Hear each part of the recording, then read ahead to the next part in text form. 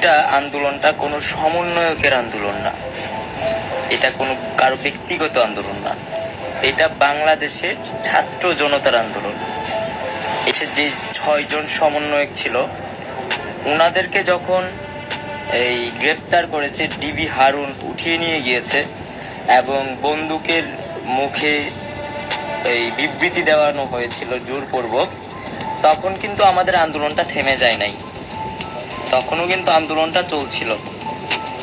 অর্থাৎ মানে আমরা তাদেরকে প্রত্যাখ্যান করেছিলাম এবং আমি এটা বলেছিলাম যদি কোনোভাবে আমাকেও এরকম পরিস্থিতিতে ফেলা হয়, আমিও যদি এরকম পরিস্থিতিতে পড়ি, তাহলে বাংলাদেশের ছাত্র জনতা সবাই মিলে আমাকেও প্রত্যাখ্যান করবে। কোনো কারো পা চাটিও নাই, এখনো পা চাটতে আসি নাই, অ্যান্ড ইন ফিউচারেও পা চাটবো না। আমার অবস্থান পরিষ্কার। চট্টগ্রাম বিশ্ববিদ্যালয় নিয়ে কিছু কথা বলি। এখানে আজকে দেখেছি যে 5 জন পদত্যাগ করেছেন সমন্বয়ক থেকে এবং ওনারা আমাদেরকে কিছুটা প্রশ্নবিদ্ধ করে গেছেন। আমাদের নাকি সমন্বয়হীনতা চলছে। আমাদের টোটাল প্রায় 68 জনের একটা টিম, চট্টগ্রাম জেলার 68 জনের একটা সমন্বয়ক টিম আছে। তার মধ্যে এই 5 জনেরই মনে হয়েছে যে সমন্বয়হীনতা চলছে।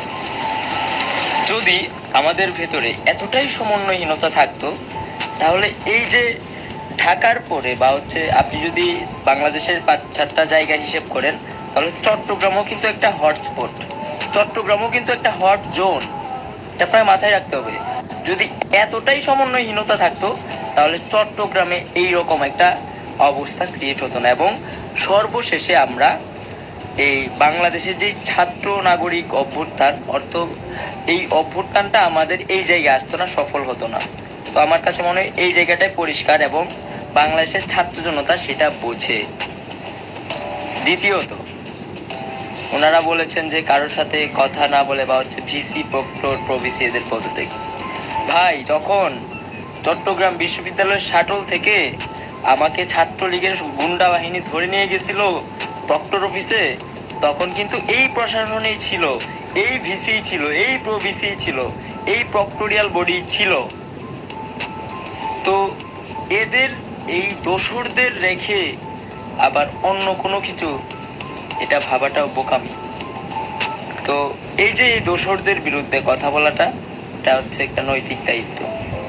তো আর যেই জিনিসটা এসেছে যে কারোর সাথে আমরা কথা বলিনি, কারোর সাথে মানে আলোচনা করিনি, এই যে এই দোসরদের মানে আমার হাত থেকে জাতীয় পতাকাটা পর্যন্ত কেড়ে নেওয়া হয়েছিল। আমরা শুরু থেকেই বলে আসতেছি এবং এখনো বলছি, সিদ্ধান্ত কখনোই আমরা নেই না, সিদ্ধান্ত নেই বাংলাদেশের ছাত্র জনতা। আমরা কমেন্ট দেখি মানুষ কি চাচ্ছে, যা চাচ্ছে আমরা সবসময় সেই সিদ্ধান্ত নিয়েছি, যার কারণে আজকে আমরা এখানে এই 16 বছরের একটা স্বৈরাচার খুনি সরকারকে আমরা পতন ঘটাতে পেরেছি। আমরা শুধু ঘোষণা দেই, এর বাহিরে আমরা কিছু করি না। মানুষ যেটা চায় আমরা সেটা শুধুমাত্র ঘোষণা দেই। আর আপনি যেমন একজন সাধারণ মানুষ, আমি একজন সাধারণ মানুষ, আপনি যেমন একজন সাধারণ শিক্ষার্থী, আমি একজন সাধারণ শিক্ষার্থী। এটা আমার প্রথম পরিচয়, এটা আমার ফার্স্ট পরিচয়, এর বাইরে অন্য কিছু না। জাস্ট আমরা ঘোষণা দিই। স্বেচ্ছাসেবক হিসেবে কাজ করছিলাম, এখনো স্বেচ্ছাসেবক হিসেবে কাজ করছি, এটা আলাদা কিছু না। আজকে কোনো বিশ্ববিদ্যালয়ে এই লেজুর ভিত্তিক যে ছাত্র রাজনীতি আছে সেটা চলবে না, এটা ক্লিয়ার।